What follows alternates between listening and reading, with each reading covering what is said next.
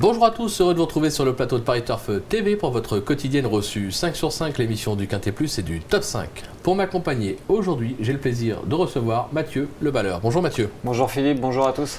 Mathieu, direction Vincennes ce mardi, le prix des Pyrénées, une épreuve pour 6 ans, 2700 mètres, grande piste. Un lot intéressant, il va falloir jouer des coudes avec les étrangers. Voilà, des étrangers aux dents longues, mais nos Français détiennent aussi des premières chances.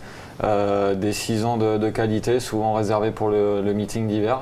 Ça nous promet vraiment un beau spectacle, un beau quintet. On va voir ça avec votre sélection tout de suite, Mathieu. Mon favori, le 14 Valmayor, le 10 Zongulbach, le 12 Vasco Flower, le 5 Don't Tell Me Anymore, le 7 Viking America, le 11 Viking du Pilet, le 17 Time Machine et le 16 Weekend Show Chef. Alors, on démarre avec le 14 Valmayor. Cheval qui vient de renouer avec le succès, c'était à Amiens. Il a déjà triomphé sur ce tracé. Déféré des 4, GMB, on fonce. Vous avez quasiment tout dit. C'est un cheval qui est très estimé par Vincent Viel. Il est toujours mis de côté pour le meeting d'hiver. On le court essentiellement à cette période-là. Là, il vient de renouer avec le succès sur l'hippodrome d'Amiens. Il est monté encore en condition sur cette tentative. C'est un cheval, au printemps, il marchait un petit 13 sur le parcours, pas sur ce parcours, mais sur les 2875 mètres de la grande piste, dans un lot de grande qualité. Là, il retrouve que des concurrents de sa génération. Il est déféré des 4 pieds seulement pour la deuxième fois de sa carrière. Comme vous l'avez dit, JMB sera aux commandes. Les 2700 mètres de la grande piste sont taillés pour lui. Avant coup, il possède vraiment beaucoup d'atouts dans son jeu. C'est la base intégrale du quintet. Base intégrale. On va voir ce qu'en pense son entraîneur Vincent Viel, puisque Arnaud Lecomte l'a joint au téléphone, on l'écoute. Le cheval, il est bienvenu. Il est bienvenu pour entamer le meeting. Normalement, il est en bonne forme. L'hiver dernier, il avait triomphé sur les 2007. Oui, il a marché 13 au mois de mai, le dernier coup. Là. Et normalement, il est pas loin de vouloir ça. Il va voir ça. Vous allez redéférer des 4 pieds pour la deuxième fois de sa carrière? Oui. Coup de dessert, parce que j'ai... Pareil, on a pris le jockey normalement, alors on essaye de tout mettre de notre côté. Ah, déféré des 4, on a pris un pilote. Bon, ça sent la course visée, c'est pas la peine d'en revenir dessus. Classique. Ouais, puis il ne faut pas s'inquiéter, Vincent Viel n'est jamais dithyrambique, donc... Ouais. C'est la confiance, c'est le cheval à battre. Vous lui opposez le numéro 10, Zongulbach, qui se présente ici avec de la fraîcheur. C'est un cheval qui a gagné sur ce parcours, c'est notre course référence. C'était en juin dernier dans le prix, dans le Clémentina. On va le voir. Ouais, il avait rapidement pris les commandes de l'épreuve ce jour-là, et puis après on avait laissé dérouler. Il surclassait l'opposition dans un beau chrono, il marchait un petit 14. Donc on sait que la famille Martens n'a pas son pareil pour dénicher des concurrents suédois en gros retard de gain. C'est le cas de ce Zongulbach. Là, après son échec à Vichy, on lui a redonné de la fraîcheur.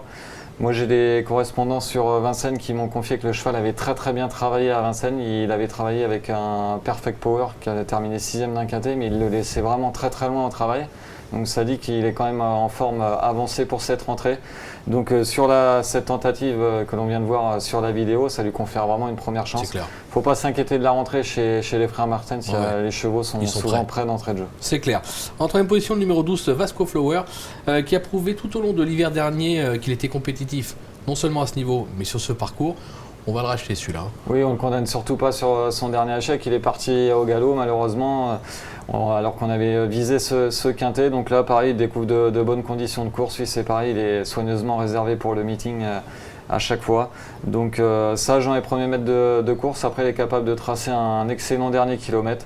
Et donc comme il se présente en léger retard de gain, il a largement sa place dans le quintet. C'est clair, il y a même sa place sur le podium, je pense. Le numéro 5, Don't Tell Me Anymore, qui compte 3 accessites en 3 tentatives en France. Alors, il va découvrir la montée.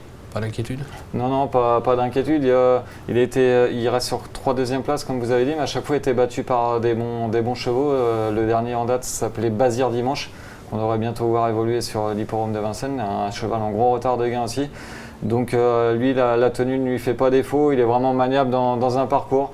Bon, il ne dispose pas d'une grosse marge de manœuvre pour la gagne. Mais bon, c'est Fabrice Soulois, Franck Nivard, donc déféré des 4 pieds. Lui, c'est pareil, c'est une très belle chance pour conclure le quintet. Difficile d'écarter ce tandem. Le numéro 7, Viking America, qui vient de prouver sa forme en province. Déféré des 4 pour la première fois de sa carrière, ça peut avoir son effet. Hein.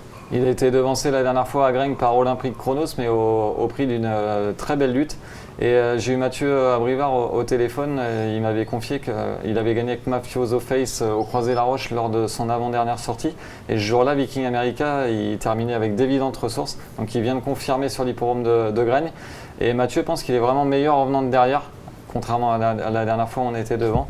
Donc là, comme vous l'avez dit, déféré des 4 pieds, Mathieu va faire le mort dans le parcours. Et lui, pareil, il est capable de faire 500 derniers mètres assez vite.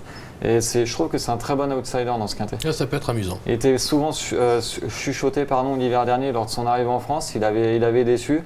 Là, depuis, il a montré vraiment des trucs de très bien.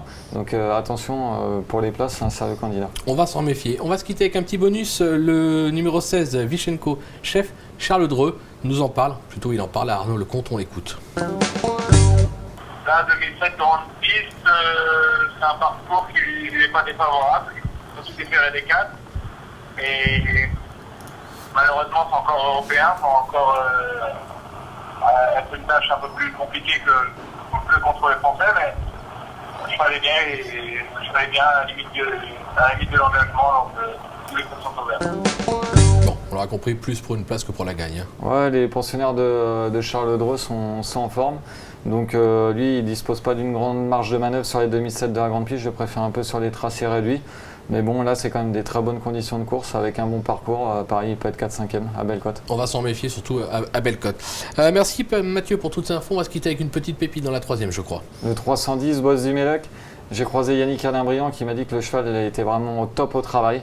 Lui, ça joue dans les premiers mètres de course, mais vu ce qu'il a montré l'hiver dernier, s'il s'élance sur la bonne jambe, il ne devrait pas avoir de course. Il n'y aura pas d'opposition. C'est clair, c'est annoncé. Il n'y a plus qu'à jouer et passer à la caisse. Merci Mathieu pour toutes ces infos. Merci à vous de nous avoir suivis. Bon jeu et à très vite sur le plateau. Au revoir. Au revoir.